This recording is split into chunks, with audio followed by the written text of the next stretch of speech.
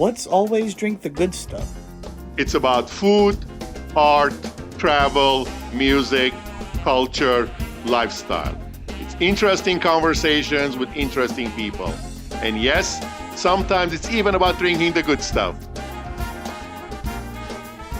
Hello, everybody. What happens when you start journalism school? On the first day, you meet your future wife, and at the end, you both quit journalism and start a pioneering liquor business. Well, we're going to find out about it today. Malcolm, welcome to Always Drink the Good Stuff. Great to be here. Give us a little bit more of a backstory. How did you get into the liquor business with your future wife, or with your wife, I suppose, when you did? Like a lot of people in this industry, it was pretty much by accident. After that first day when we met, we dated for 10 years. Wow, okay. On and off. I think we broke up 35 or 36 times. Okay. There should be a movie made about that. One day. We're working on that. That's our next thing. Okay. Eventually, we got engaged and began to do the family circuit.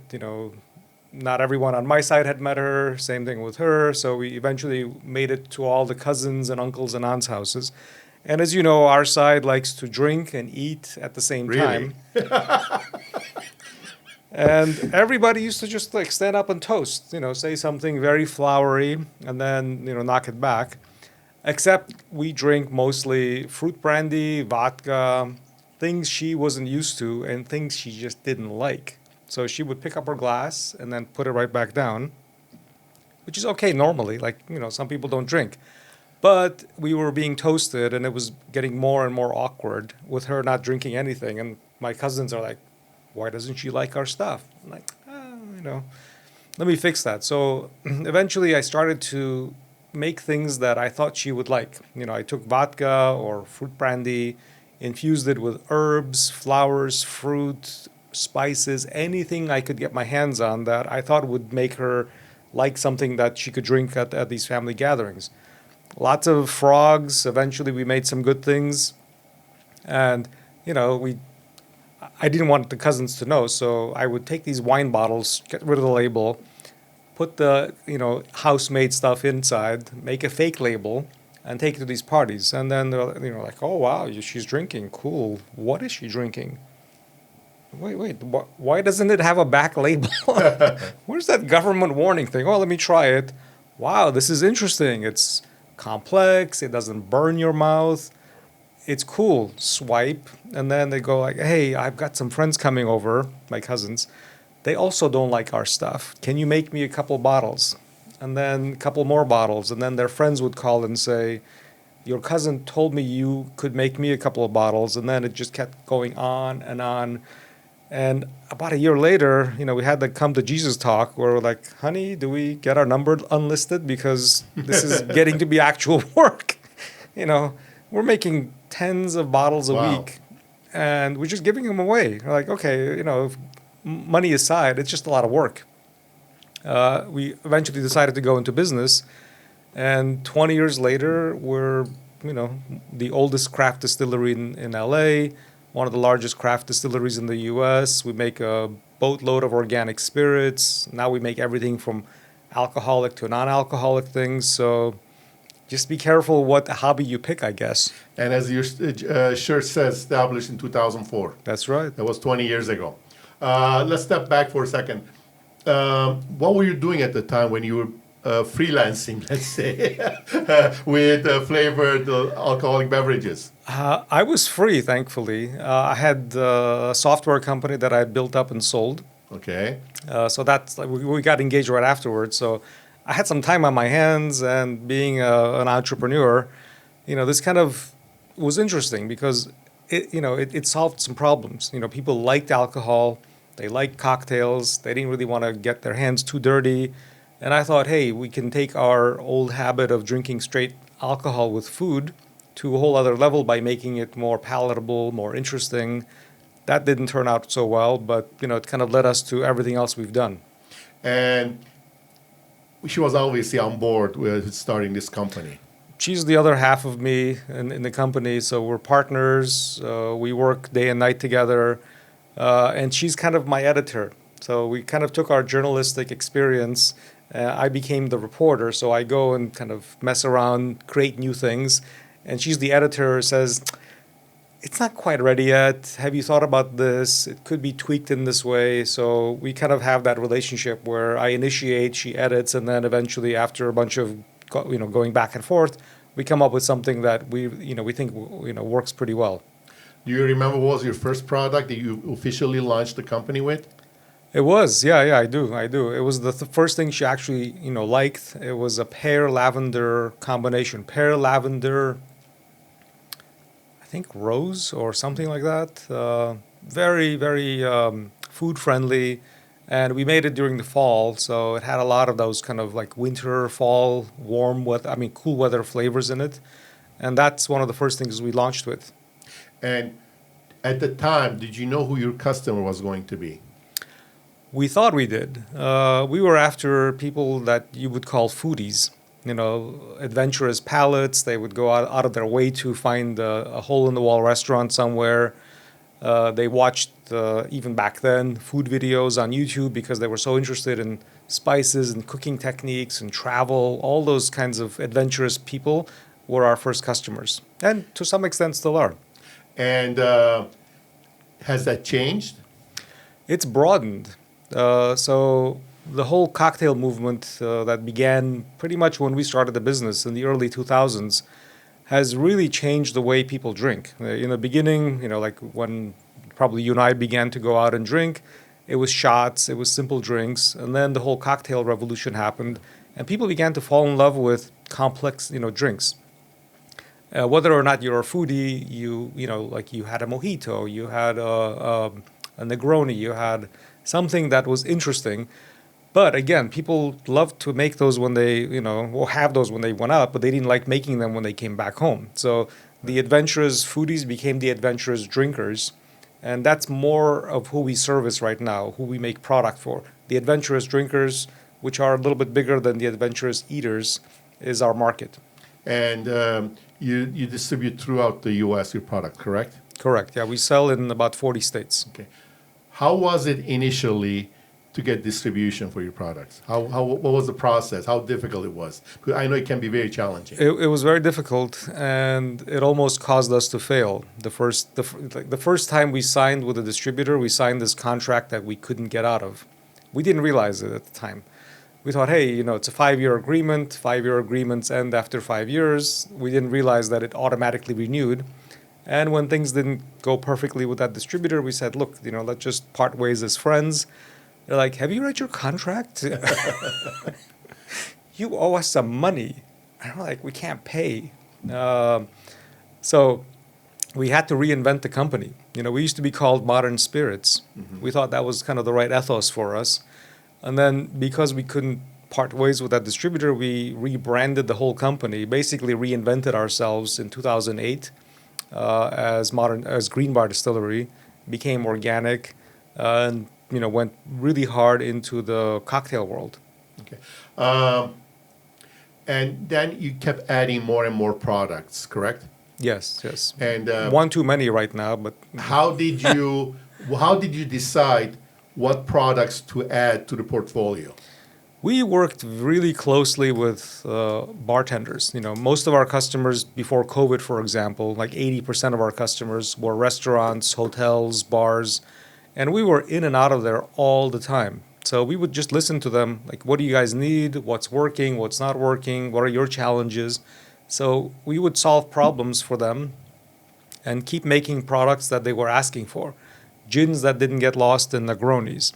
Bitters that were interesting and not like the one or two popular brands out there. Mm-hmm. Vodkas that would have savory flavors. Amari that weren't like eating, roots and herbs all the time. And then most recently, non-alcoholic products that had the real flavor of cocktails. So we just kind of always would be, like ears to the ground, because that, we don't have big marketing, we don't have big sales teams. We can only survive if we make things people want. And are some of these products are made for women, or you always look at the general consuming public?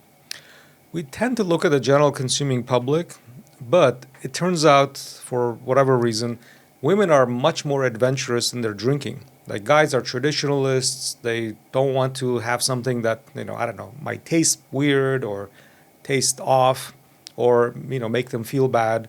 Women, on the other hand, they're like, ooh, this is new, this is interesting, this is fun. They're the first ones to try. And then if they like it, then they introduce it to their husband, boyfriend, friends, and then they begin to try it. So I think most of our customers are women, not because we try to get women to become customers. They're just kind of the more adventurous drinkers. And they are better at word of mouth advertising and talking and disseminating information. Of course, of course. And it's good to have a woman partner also who has her pulse on that. Absolutely, absolutely. Especially journalists. Yes, indeed. It's interesting that you rebranded the company as Green Bar. Was that a conscious decision, other than being a good name, going in that green direction? It's an interesting transition for us. We didn't really intend to become organic. We were always chasing flavor, and all of the fresh ingredients would come from local farmers. So we would harass our farmer partners all the time, like, what's the most flavorful? What's the most aromatic? What's the freshest? What's the most seasonal things you can sell us? And then we would go and make things with them. One day, about 4 years into our history, we began to make batches that were off. Like the flavors were off balance because one thing was too strong or another thing was too strong. And then we thought, okay, we might have mismeasured, something happened. We made it again. It was also off. One more time, and we're like, okay, it's not us, it must be the ingredients. So we contacted a couple of farmers whose ingredients were the ones that were sticking out. And we said, guys, come on, like, what's going on? What's wrong with your ingredients? Like, it's throwing off all of our years tested batches. They said, well, you kept asking us for what's the most flavorful, and we've taken part of our farm organic, and these tasted better, so we sold you those for the same price as the conventional things. We thought you would like it instead of complaining. And I'm like, cool idea. I wish you told us, but now that you have, we understand the benefit, because organic things, because they're not protected from nature, because they have to do a lot of their own fending to live, they're more flavorful. And that because flavor is how they protect themselves. And we thought if we make things with organic ingredients, we could make more interesting flavors, stronger, more, like punchy flavors. And that would help us, reach a bigger audience. So we initially went organic for flavor. It wasn't environmentalism. And then, like we used to have these beautiful, heavy, chunky bottles, the things that cost a lot of money. And we're like, organic and these kind of wasteful glass bottles doesn't make sense. So we switched our bottles to eco-friendly, lightweight, but strong glass. And we used to laminate our labels in plastic. I'm like, that doesn't make any sense. Like nobody needs these to look good 50 years from now or 100 years from now. So we switched our labels to 100% recycled labels.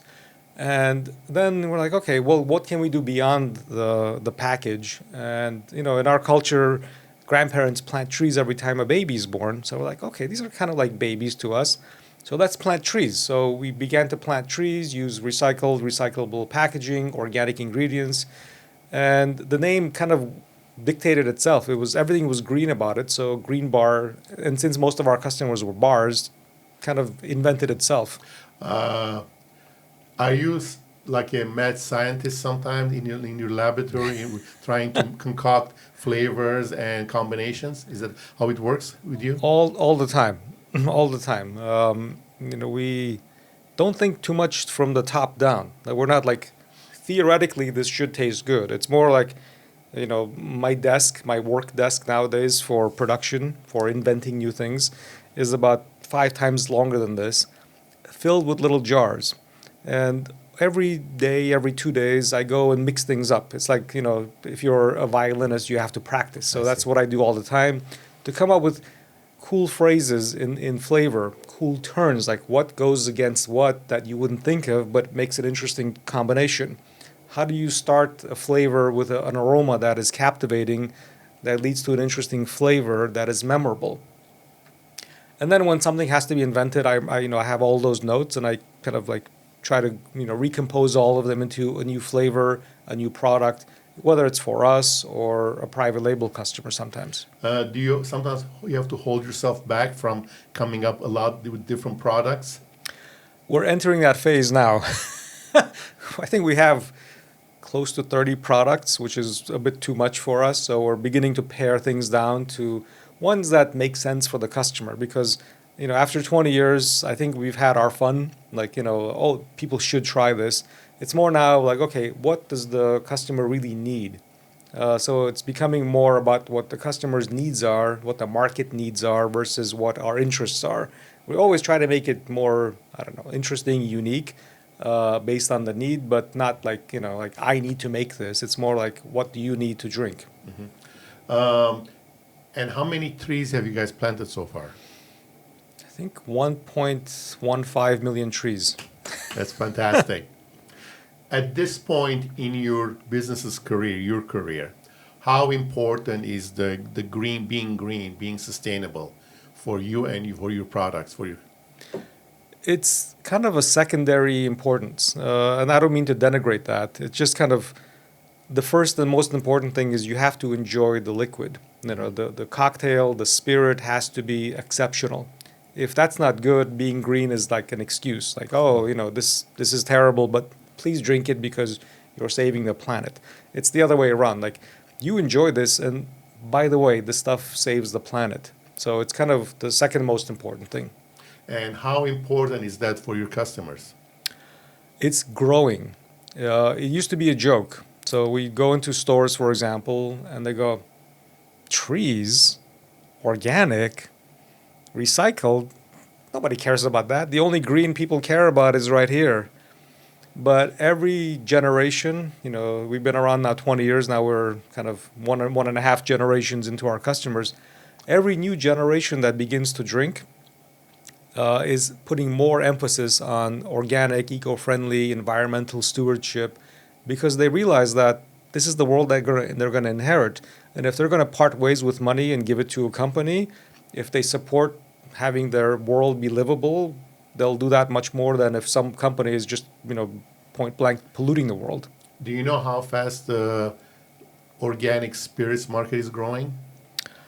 I don't. But I know it's growing. It is growing faster than, when it comes to wine, the organic wine segment is growing around 12% a year. Organic, natural, biodynamic wines are growing about 12%, whereas legacy wines, the traditional wine, are growing about 2.5%, 3% a year. Wow, that's It's a big difference there. Interestingly, I was in Burgundy and Barolo last summer, and I was there with a couple of friends of mine, and we met with some really high-end winemakers. A lot of the vineyards in those areas are organic, or they practice organic.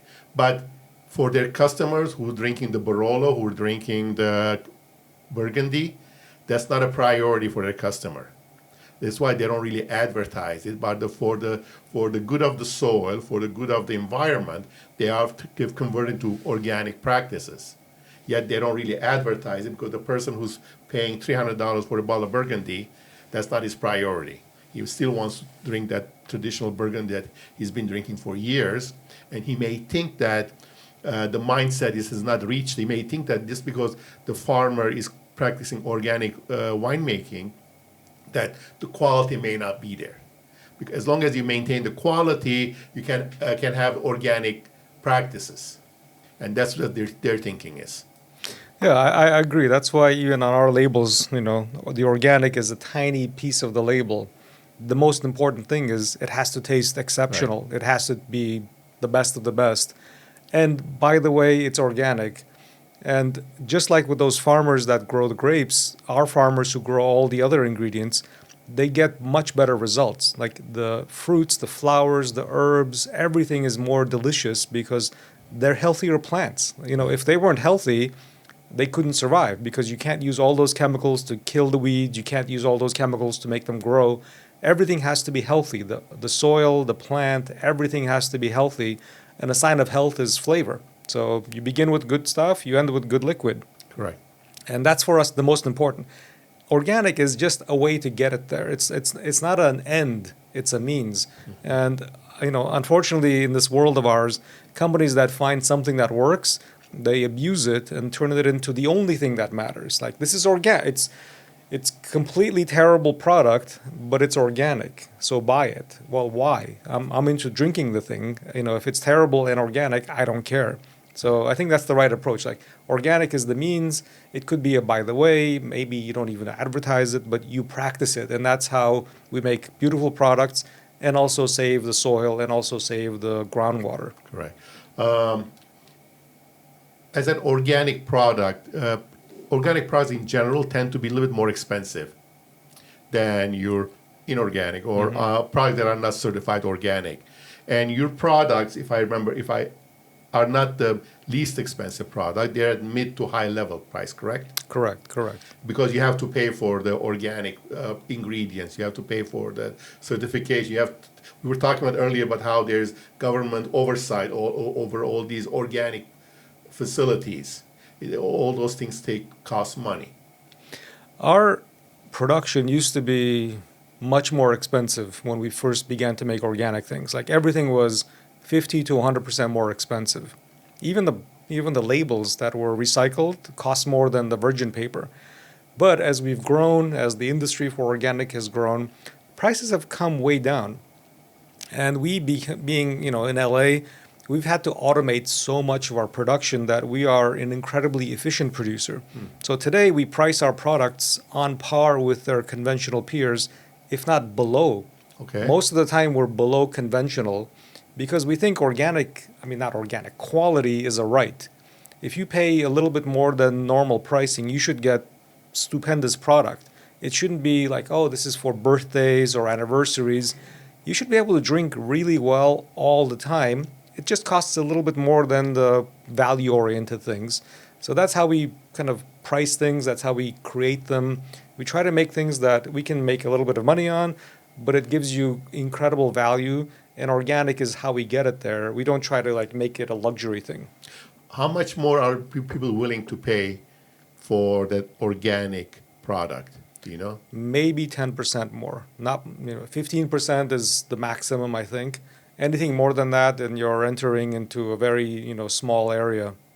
I read a few years ago, this was about 4 or 5 years ago, that people were willing to pay up to 20% more for food, organic food products. Liquor may be different, but I think, as you said, since the costs are coming down, that's becoming less of an issue. Right. And that becomes something that maybe people in niche supermarkets will pay, but once you get into mainstream, those people are not going to pay 20% more. Like, if you go to Target, Right. They sell organic things, but that's not 20% more than the regular. Maybe it's 5 to 10% more. Right. So the difference has to come down because availability is better, pricing is better, and people like us, we become very efficient at producing so that we can make things that are great at close to the same price as conventional, but offer much better value and quality. Exactly. You talked about taste. You have a number of different products here. I brought some of the children for you to try. Well, we appreciate that. Where shall we begin? You tell us about what you have here. You mentioned earlier non-alcoholic. Correct. But let's talk about that. Is that a growing segment right now? It's an incredibly fast-growing segment because a couple of reasons. One, not everyone can afford to drink alcohol all the time. You love cocktails, but it's Tuesday. It's not appropriate to get too hammered onto, or it's lunchtime. Or The idea of 5 o'clock somewhere doesn't work every time? I guess it does have to be for today. But people are realizing that, the taste of a cocktail is very, very enticing because it's complex, it's interesting, but you can't have it all the time. So for those occasions when it's not the right idea, but you want it, these non-alcoholic drinks make a great fit. And then for people that want to moderate, like a lot of our customers are drinkers because they know us from They have to be. alcohol. Yeah. But they're at an event and they want to moderate. So they'll have the alcoholic version of the drink, and then they'll have a non-alcoholic, and then an alcoholic. So they pace themselves, but they don't want to give up. They don't want to just have water. They want something interesting. Or a lot of people now, they're on medication, they're having a baby, or they're just abstaining. It's this part of the year when they don't drink, or they just don't want to drink, but they want that kind of cool flavor of a cocktail. And we, being a distillery, know what cocktails should taste like, and we use distillery techniques to make them. So we make an alcoholic version of something, then we put it back in our stills, and then boil out the alcohol, and then make a non-alcoholic drink that tastes completely realistic and satisfying for cocktail lovers. So that process of boiling the alcohol out doesn't alter the taste of the cocktail? Somewhat, but we do it slowly at a low enough temperature so that we don't destroy the flavors, but maintain the integrity of the flavor.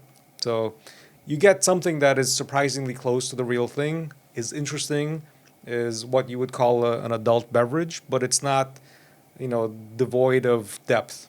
And these are 100% alcohol free, or is it like 0.05% or something? These are all below 0.5% alcohol. Right. So it's not enough to get drunk. I mean, a ripe banana has more alcohol than these things. You're giving our viewers some ideas now. Don't have too many ripe bananas. But you literally can't get drunk on these because you'd have to drink so much that you would probably die of water poisoning before you'd ever get drunk. But the idea is that people want something that is interesting, complex, and functionally does the job of a cocktail. So when we made these, we had to ask a philosophical question: what is a cocktail? What is the point of a cocktail? And our answer was, it helps. It's a vehicle to help you go from work mode, high energy, frenziness, into something more relaxed, something more social. And the way that we designed our products is to help slow you down physically. So you can't chug it, you can't drink it if you're fast paced. In the case of this, more mental than physiological. No, actually physiological. So when you drink these, that we do three things to make them so that you drink them slowly. One, we put in a lot of complexity. Okay. So you're compelled to drink slowly because you'd be missing out on some of the interesting notes. Okay. Two, they all have high levels of flavor and bitterness and heat. So you're not encouraged to drink fast. Third is they have high levels of carbonation. So you can't gulp. It forces you to physically slow down your drinking. So carbonation is key on these. Carbonation, along with the other two, are key so that you can't drink them slowly. And by drinking you can't drink them fast. And by forcing you to drink slowly, your reactions slow down and you kind of begin to relax. Okay. That was the idea. And how do you decide? Before I ask you that, how fast are these growing compared to alcoholic cocktails? I mean, really quite fast. Last year they grew as a category 91%. Oof. Yeah. And is that is that what's happening similarly this year? Is that growing as fast? I mean, it can't grow that fast. Right. It's slowing down. We don't have the numbers yet because, Year's not over yet. The year's not over yet, but they're growing quickly. A lot of supermarkets, stores who were thinking, well, is this a fad? Have decided it's not a fad, it's real. So they're beginning to pick brands and bring them in. These currently are available in Whole Foods nationwide. Wonderful. And Trader Joe's in California. So they're kind of, Okay. they're expanding their their presence. presence. Sold in 4-packs? 4-packs, yeah. 4-packs. Okay, and these are how many ounces? 12 ounces? 12 ounces. Okay. All right. Okay, and how do you decide what kind of cocktails to make? Do you make the traditional cocktail like a Manhattan or a Bloody Mary or a margarita, or these are more unique cocktails? We try to make them a bit more unique, and we make two families, and I brought one of each family. Okay. The first one we came up with was bitters and soda. Having worked in the bar industry for a long time, we used to hang out with bartenders till midnight, 2 a.m., and at some point, everyone switches to bitters and soda because they don't want to have an accident on the way home. It's a light drink. It's complex. It's interesting. And we decided to take that as a format. So we make three of these: a burnt orange, which is what I brought, a lavender, and an Earl Grey. And each one is a combination of bitters, soda, and tea, because bitters and soda on its own is not that interesting. It's flavorful to a little degree. It's aromatic, but most of the body is missing. So we put tea in each one of them to give it body. So it becomes something that isn't just nose and bubbles. There's something in between. Interestingly, I did taste some tea flavored products at the fancy food show in January in Vegas. There was tea was a big category, flavored tea or teas mean cocktails. It's the biggest beverage in the world. It's tea and then coffee. Maybe alcohol is number 3. Yeah. That's the first family. The second family is more traditional highball style drinks that we make de-alcoholized. So there's a gin and tonic. We make an un-gin and tonic. A rum and cola. We make an un-rum and cola. And a spritz. Oh, is that the one stands for? Oh, it's interesting. And then we make Very an cool. un-spritz. These are more familiar classic cocktails, especially spritz is becoming very popular lately. It's our interpretation of these non-alcoholic versions of popular highball drinks. So they're meant to be bubbly. They're not like an old-fashioned de-alcoholized because, in cans you have to put bubbles in. So we pick drinks that normally would have bubbles so we can make a bubbly non-alc version of them. We're kind of playing around with some other ideas as well, but we think these two are cool, families to go with. The bitters and soda is incredibly complex but light and food friendly. The other ones are more you drink them on their own, like you would a normal cocktail. These have shelf life, right? Because of the can? They have about 1 year to 2 years shelf life. Yeah. Could they have like a Best Buy something date or something? They don't last that long for for No, I good know, or but bad. usually on the can it says that there's a best sold by or to be used by something like that. We have a code, but they don't last that long on the shelf. Like people buy them and drink them, thankfully. So we don't make too much of it and flood the market. It's just kind of we make them as needed. And how's the distribution to Whole Foods working out? We send them through our normal, wine and spirits wholesalers across the country. Oh, okay. And, they're interested in this category. It's growing. It's not the biggest thing for them because, the value for these is not as high as... But these aren't cheap though, right? They're not cheap, but... Like $7-8 a bottle, a can? $3.50 a can. That's it, okay. Yeah. I think, the bitters and soda that sells nationally for about $13 a 4-pack. Oh, that's very good. The uns are about $15 a 4-pack. So not terribly expensive, not Right. like $6 either. Okay. And interestingly, they take more work to make than alcoholic things. Really? I can see that. Because you have a second process you have to go through. Exactly. And the quality for these can't be mediocre. Right. We've had a bunch of discussions with retailers who say, wait a minute, I sell alcoholic RTDs for less money than these. Correct. They don't have tax. They don't have much alcohol. Why are they so expensive? Because they take more work, and the quality of ingredients has to be very high because after 2 or 3 of these, you don't get drunk and don't care what they taste like with a lot of alcoholic ones. The only benefit is the flavor. So the flavors have to be, incredibly good. Otherwise, there's no point in drinking it for any money. And do you think that are these cans insulated from the inside? Yes, they're lined. Lined. So you have, and all cans are lined, whether they have liquid or food in them. The aluminum has a plastic liner so that it doesn't get degraded. Otherwise, the aluminum would degrade A and lot of these it would burst. lime flavored, ready to drink drinks tend to have this flavor, which over time gets worse. Correct.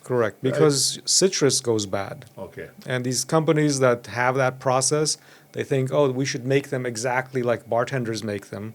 But bartenders make them and then you drink it in 5 minutes. Right. These things can last a long time on the shelf, but lemon and lime, they go bad. So Because that's the when problem. I used to do business with Brazil, a lot of them want to import caipirinhas, which by the time it arrived here tasted horrible already. It's interesting that you have here the bitters soda. Let's start tasting these, please. Tell me all about it as we're tasting them. What should I be looking for with the bitters and soda? So the most important thing is this has a twist on the flavor. So it's not orange bitters and soda, it's burnt orange. Okay.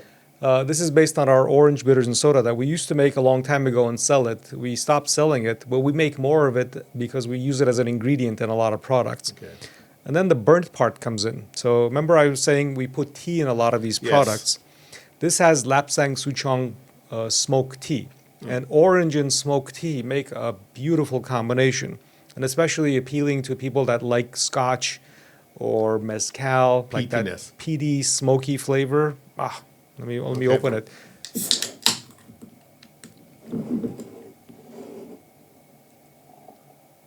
Thank you. You can the nose. You have the tea. You have the burnt orange. You have a lot of cinnamon there, a lot of spices there. Cinnamon, Correct. clove.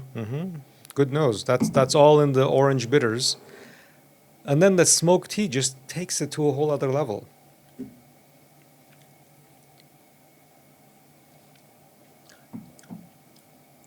Oh, definitely. The tea is there. You can't unmistakable. And it makes it memorable and has, weight. And exactly because are you supposed to put ice in here or no? No, just No. drink it on its own. Most people just drink it out of the can. If someone, I know it goes against the idea, but if someone wants to add any kind of a liquor into this, They do all the what time. what would you recommend with this particular flavor profile? I like whiskey. With this particular one, is it peaty whiskey or unpeated? Unpeated, because it already has the smoke. So, yeah. this makes the most awesome highball. So instead of Really? using, seltzer, use this and, stand back. Like if you fill a tall glass with ice, put some bourbon in there or whatever your favorite whiskey is, and then pour this on top. And given the beautiful orange color here, it will make a perfectly great drink with some garnish on top. Yeah, just need an orange twist and you're good to go. And all of this is 13 calories. Oh, how about that? I mean, the nose and the flavor profile of black tea is very dominant here. Yeah, it's tea, and then the orange is a secondary flavor, And the orange, the rind. and the spices. Yeah, oh, no question. Very good. Okay. What do you have next for us, please? Next is the unspritz, and this is kind of the idea of a spritz, which is becoming very, very popular. Extremely popular. Something that was born in Italy Yeah. because of German immigrants, ironically. Oh, really? Is that the okay? That's the birth of spritz.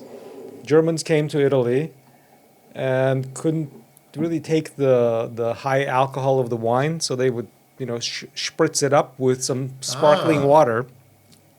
That's the birth of spritz. But you can't have too many of these. They're difficult to make at home, alcoholic, because you have to open up that bottle of sparkling wine. You have to have a bitter liqueur and club soda. So if you want that flavor and something non-alcoholic, we thought this would be it. This is focused on hibiscus as a flavor. So that's where the Okay. color comes from. It's got a beautiful. By the way, speaking of bitter flavored liquor, do you guys still make that Campari-like product? We do.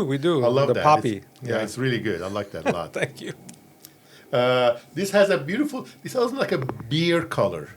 Some of the dark German beers that you may have Correct. has a similar dark orange. And here we're trying to balance bitterness and fruitiness, because the floral fruity of hibiscus really goes well with the gentian bitterness. Again, there's tea in here, right? There's a lot of tea in there. Yeah. I think this goes well. This could go well with a lot of food as well, a lot of different dishes. Wow. The tea is a little bit less dominant here, but there are other flavors. You have a lot of spices here as well. We have quite a lot of spices, and this has another component, which is tartness. Yeah. It really takes it in a Which whole I love, different actually. direction. I love that tart cocktails. This for me is one of our biggest sellers because I it can has see this why. very unique flavor profile, and you can't ignore it because of the bright red color. By the way, you guys have beautiful packaging. I love it. Whoever's designing these, was you or your wife or outside company, it's very nice to the point. Thank you, thank you. We do it all in house, and it's the same thing. Like I design them initially, then my wife says I hate it, and then I work with her until it's good. I love this. It's cool. It's one of my favorite, and it's gaining really in popularity. I think soon it will become our number one product. Oh, no question. I can see that. It's really cool, actually. Very good. I'm gonna drink them so we don't have to dump it. Okay. All right. Now, let's see what else you got. Now we go into alcoholics. And you want us to taste it in this order? Correct. Very correct. well. Okay. So next Tell us one- what this is, please. This is a martini that you remember James Bond movie, was it something Casino Royale, Okay. where he comes up with this Vesper Martini. Okay. I don't remember that part, but I remember the shaken not stirred part. Yeah, all of his drinks are shaken, not stirred, but this one is unique because he calls out all the parts of it. It's gin, vodka, and quina lillet, which is a kind of lillet that is no longer produced Okay. because it had too much something that is now illegal. We tried to replicate this with our gin, our vodka, and a vermouth we made with smokiness to give the depth that the current lillet doesn't have. Something that kind of alludes to James Bond, kind of smooth and dangerous was the kind of the thing we were going after. Ah. As a proper martini that is really different from most everything else. So let's pour it Do out. you tell the story of that on the back? About James Bond's story? We do. It's our take on the martini from the Casino perfect. Royale. Okay. And you don't want to put the silhouette of James Bond like that? I don't think the studios would like us to do that. Let's swirl this and dump it. Okay, yeah. If you don't mind dumping mine too. And this is really designed for, putting it in the fridge and drinking it neat. All you do maybe is put in a lemon twist. Oh, no ice? No ice, just It's a martini. Okay. it's a martini. Okay. So now we're getting into more alcohol, complex flavors. Again, it's our gin, it's our vodka, and this vermouth What's we the made. alcohol on this? 40? This is 26%. Okay. That brings up a point. Are these flavored spirits, they're usually lower in alcohol than the standard 40%. Why is that?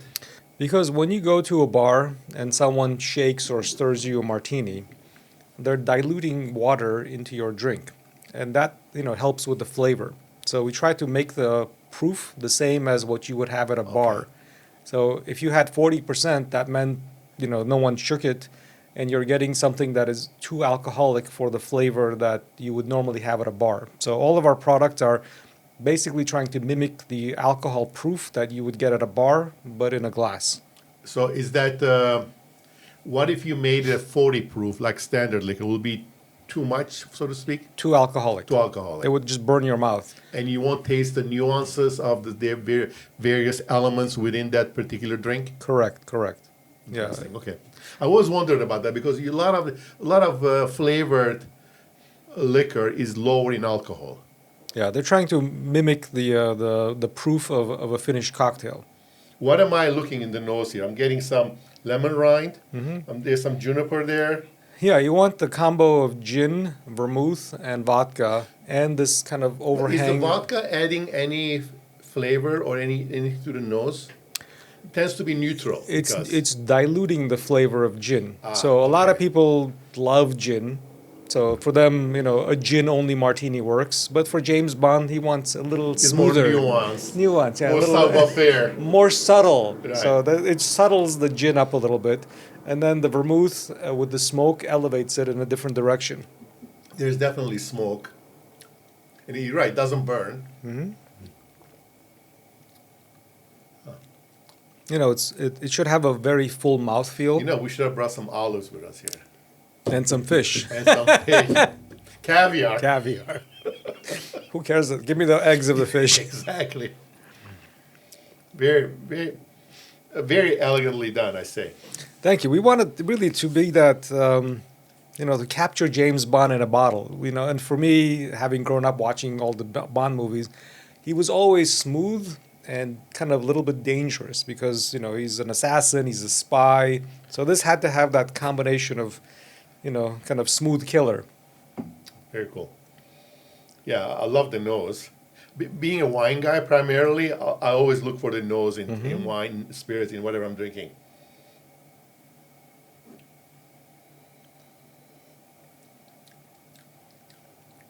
Very cool. Very cool. Okay. All right.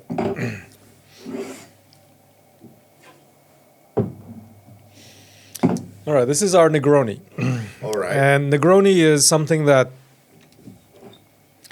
again, these are both gin-focused drinks. So this is, I'm just going to pour for rinsing.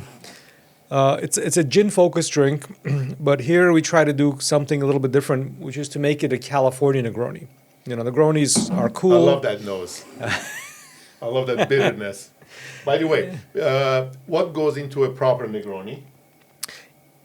Theoretically, equal parts gin, sweet vermouth, and a bitter liqueur. And, the combination could be up to you, whatever you want to use. We use two of our most interesting products in here, and I'll tell you a little bit about each one of them. So there's our gin.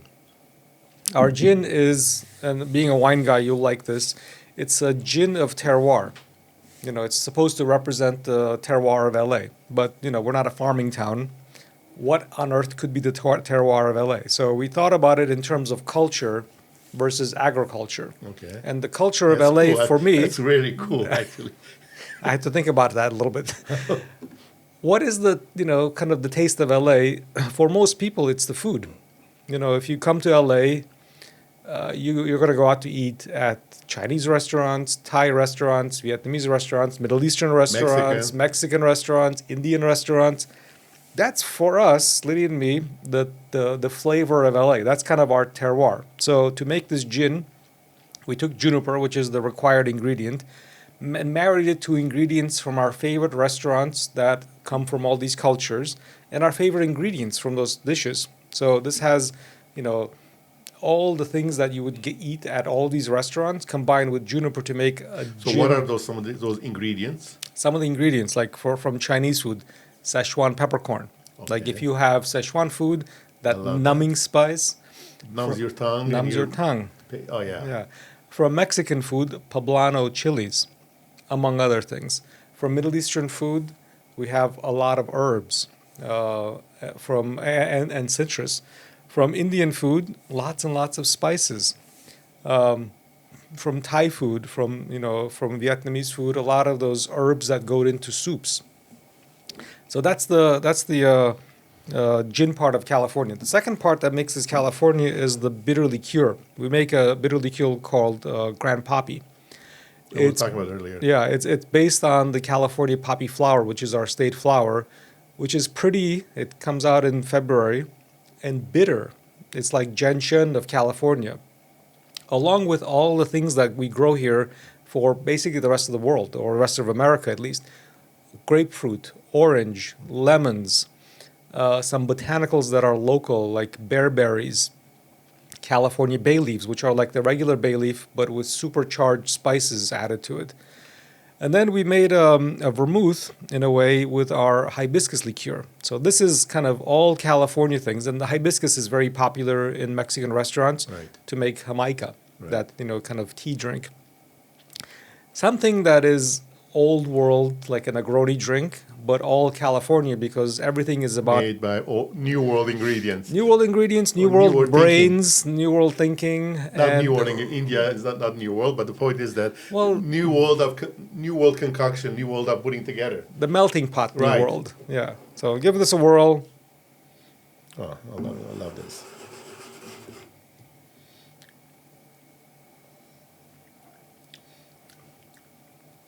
This is a very complex drink. I mean, it's got a lot of things. Now that you mentioned all the ingredients, all the thinking went into it, I can see it. It's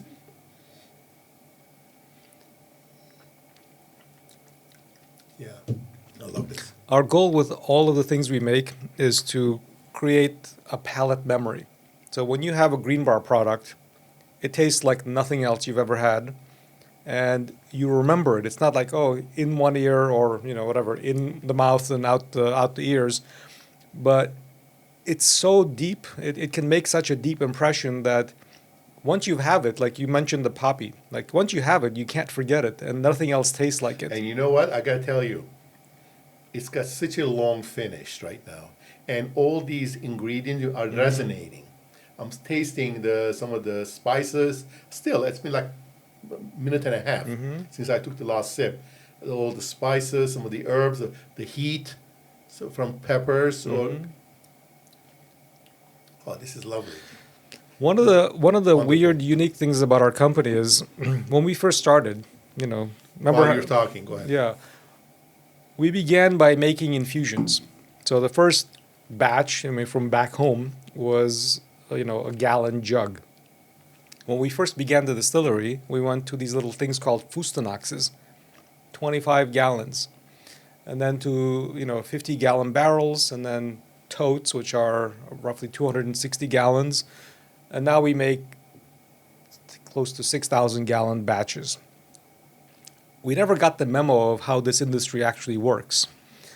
So when we began to make things and started to get some attention from the media, these companies that sell flavors started calling us. Hey, where do you get your lemon flavor? And we'd say, lemons. Didn't think too much about it. And there'd be silence, like, hello, are you still there? Yeah, did you say lemons? Yes. Oh my God, stop the presses. And we're like, what's wrong? Is that illegal? Like, are we doing something bad? It's like, kid, let me save you from yourself. You should buy my flavors because you clearly don't know what you're doing. And I'm like, why? Well, when was the last time 2 lemons tasted the same? You're going to make things that people like and then change it every now and then? This isn't wine. You're not like going to sell a different vintage. It has to taste the same. How are you going to do that? Like, how are you going to get everything to taste the same all the time? 2, some things don't like to be in alcohol. They turn, they spoil, they degrade, they sediment. That's a huge problem. You don't want to do a recall. Like, that's going to ruin you. And then 3rd, like, how many lemons do you zest now? Imagine if you succeeded. Can you imagine how many lemons you'd have to zest then? Like, that's a problem you haven't even thought about, clearly. So let me save you from yourself. I'm going to send you some samples. Try them out. I'll send you call me when you're ready for an order. I'm like, oh, okay. Send us your samples. And they arrived and they tasted horrible. It was like drinking, Pledge. Right. Okay. Like, buddy, thanks, but we'll figure it out. We're not going to sell this. So we learned how to manage, consistency. We learned how to test things so that they don't spoil, and we learned how to scale things. So today we make the largest volume of infused alcohol in the U.S. Wow, that's awesome. You've been to our, Yes. distillery. We're not a big plant, but we are incredibly efficient, and we make more of this stuff than anybody else in America. I mean, people do this in other parts of the world. It's just very weird here, which is what makes these things taste the way they do. That complexity, that lingering, that depth. You can definitely taste the quality.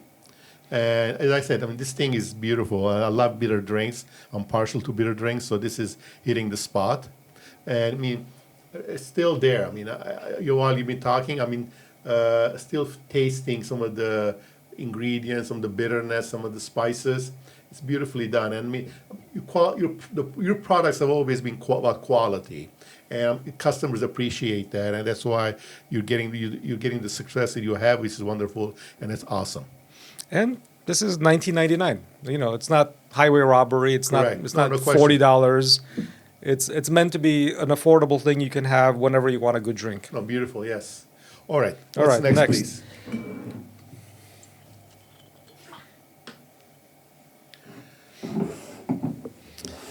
All right, the rinsey.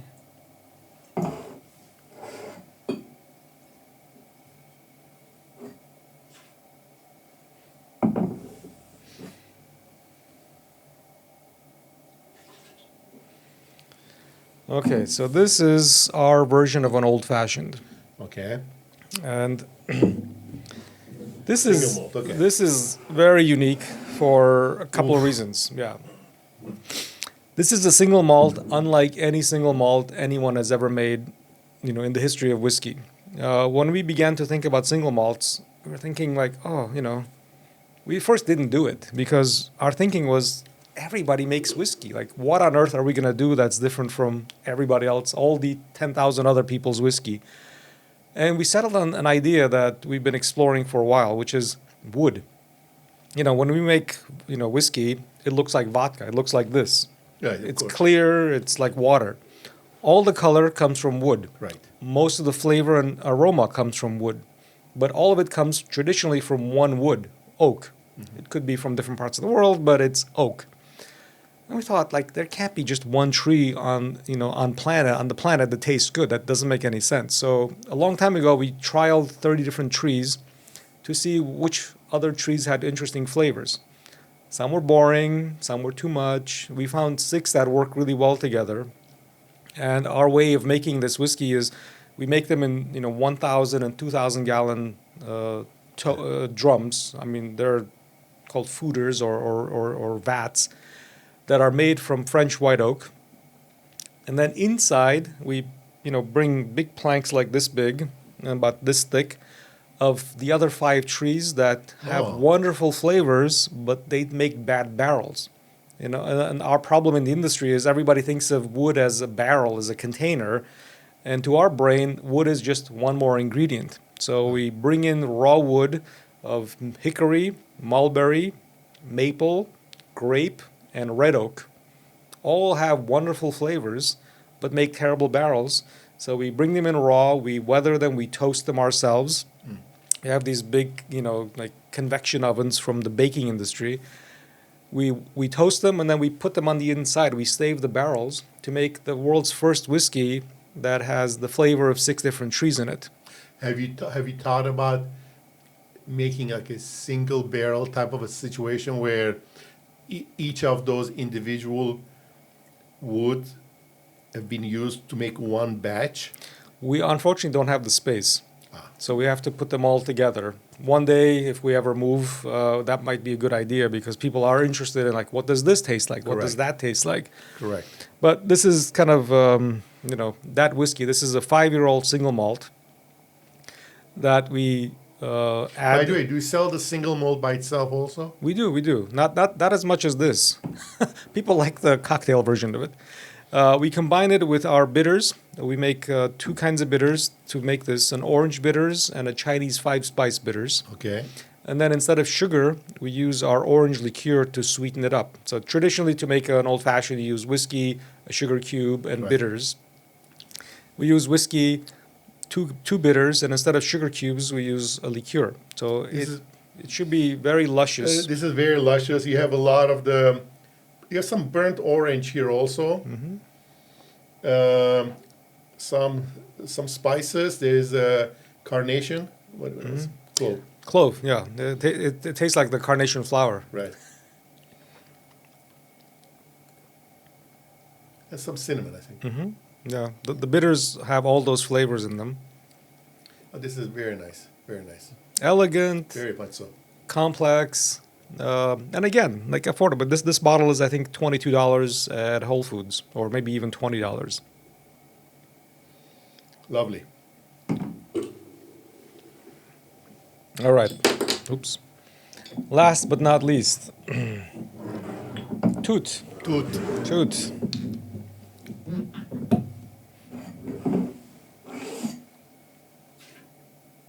And this really needs a rinse. Yeah. So in the old country, people make spirits out of whatever extra fruit they have. Right. And both my grandfathers had mulberry trees. Our word for mulberry is toot. And, we grew too much, and they made mulberry, vodka, we call it, but it's really an eau de vie, a fruit brandy. A couple of years ago, I was at the Glendale Farmers Market, and there was a table chock full of mulberries. Armenian guy, I'm like, where'd you get these? He's like, I've got a farm in Ventura. Really? And these were the like the Persian mulberries, like the long ones. Red or white? Red. I'm like, man, I love mulberries. He's like, yeah, me too. That's why I grew this farm, but I've got way too many trees. I'm like, what does that mean, way too many trees? He's like, I can't, pick them and, sell them fast enough before they spoil. So I end up throwing away. They have a short lifespan. Very short lifespan. He said, I end up throwing away more than I sell. I'm like, where do you throw it? I just throw it out. Like, can I have them? I'll give you a tote, fill it, and I'll come pick it up, or you bring it over, or somehow we'll get it to the distillery. I'll make something just kind of off the books for us. Like, I'll keep half for, making it. You keep half for giving me the fruit. And this is it. Most mulberry eau de vie is made with dry mulberries because people collect them, they dry them. Oh. Whatever they have left over, they turn into, an eau de vie or vodka. So they have to rehydrate it? Correct. They rehydrate it, they add yeast, they ferment. Then you do double distillation. This is fresh, and there's a different character. It's juicier, it's fruitier, it's more floral, and completely pure. Most of the time, in the old country, people cut it with vodka because they're trying to make something more affordable. This is you can taste the fruit, fresh and uncut. You can taste the fruit. By the way, when you crush it first before you distill it? No, it just it crushes itself. Oh, it does? Yeah.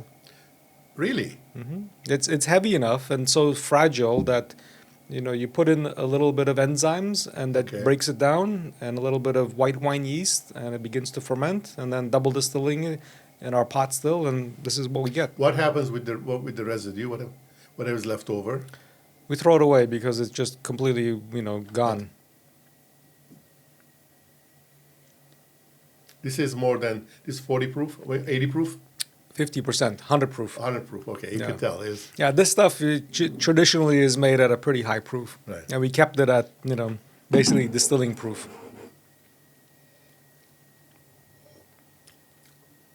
Very refreshing, actually, unlike some of the other mulberry or other these types of beverages I've had. Mm-hmm. This is very refreshing. And it tastes, the nose is hot, but the taste is not as heavy. Right, and it doesn't taste like 50%. It tastes more like 40%. Correct, but from the nose you can tell there's alcohol here. Yeah. But the taste is more mellow. You can taste the mulberry. Do you do this with other fruits also? This is the first one we've done it with, mainly because when we make things, we think about scale. Like it has to be able to be, made for national distribution or at least local, regional distribution. This is something that's just like for families. I mean, maybe if we ever make this for real, it'll be sold at stores in Glendale. That's about it. That'll be the reach. Right. And I mean, I could see these people. I mean, this is very refreshing. I could see this doing well as well because of the quality and the care that's gone into it. One day when we have a little bit of time, I might bug the guy to give me some more. Right. Oh, you have to buy half his farm. Well, I have to contract the trees. Everything above he picks and sells. Everything below it's turning into liquor. That's wonderful.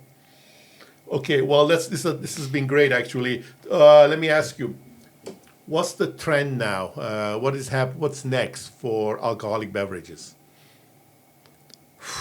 It's like a circle. I think the whole cocktail movement is going to keep going, especially for these kinds of things that are ready to drink. This is the third time RTDs have come around. Really? Okay. The first time was, every time there's a cocktail boom, there's an RTD boom. The first time it was in the teens. And by the way, RTD is ready to drink. Yeah. Sorry, we're throwing around lingo. Prohibition killed the first time. Think of the early 1900s. Everybody wanted a cool cocktail, and then people didn't want to make it at home, so companies started to make them, and then Prohibition came around, killed that. Right. Second time was in the 50s and 60s. That's where Hugh Blind, had those beautiful RTDs, and then taxation killed that. Third time around, it's kind of having different legs. Like the charm. It's the charm, yeah. Our alcoholic RTDs now in many states are taxed the same way as beer and wine. So the price isn't super high. I mean, it's not here in Right. California like that, but I think people are just kind of enjoying cocktails a lot, but they don't have time to make it at home or the skills or, tools even. So I think that's a going trend. The second one is non-alcoholic things, which might have a limit, might be more in quantity than alcoholic. A little while ago, I read the statistic about Excuse me. who drinks what in America. Like, take the American population, split it into 10% fragments. The top 10% of drinkers drink 72 drinks a week. Wow. Really? 72. Wow. By the time you get to the bottom half, nobody drinks any alcoholic beverages. So for them, non-alcoholic cocktails that are complex, interesting, could be a great option, compared to water or tea or, sodas. So that's probably going to be a long-lasting trend Right. in beverages. And then, I don't know, like we're in LA, so celebrity stuff seems to be catching Right. on more and more. Every time I go to a conference, there's more celebrities, influencers launching their own brands. And it's wonderful because they have a built-in audience and they can be much more responsive to Some their are needs. selling them at high multiples afterwards. Of Crazy course, multiples. there's the exit. Yes, they like to do that too. But I think it's going to become more and more responsive to customers' wants and needs because these people are directly talking to their audience, like you are with your audience, and they can't just kind of tune it out. Like I want this, I like that, I don't like that. So whatever they're doing has to be in kind of in concert with the audience. And I think what they want is what people are going to have to make. It's Right. been the case for a long time that like the customer's right, but it's even more important now because you can actually listen to individual customers and get them something that they want to drink. Okay. You also make a tequila, right? Yes, that's not done in LA. I go to Mexico. Oh, you do? Okay. Yeah, work with a I distillery remember there. seeing that. I remember. Yes. Okay. And are there any tequila ready-to-drink beverages that you have as well? We don't do them here and we don't do them there because there they don't have the equipment to do it, and we are forbidden from importing what we make there, ironically. Like we Interesting. can't bring in containers, like in bulk containers, the tequila that we make for ourselves in Mexico. So we're like, okay, well, we can't use that. You have to adulterate it. You have to turn it into mixto, like mix it with some other things to bring it in. And we're like, we don't want to bastardize our own good tequila to use it in the U.S. So I think there's enough that we're playing with right now. That's wonderful. Well, Malcolm, I'm really, really happy you came today. This was wonderful. I learned a lot, and I taste some amazing cocktails here, whether alcoholic or non-alcoholic. They've been wonderful. Thank you very much for coming in. Enjoyed our conversation. We'll do this again. And remember, always drink the good stuff. Cheers, everybody.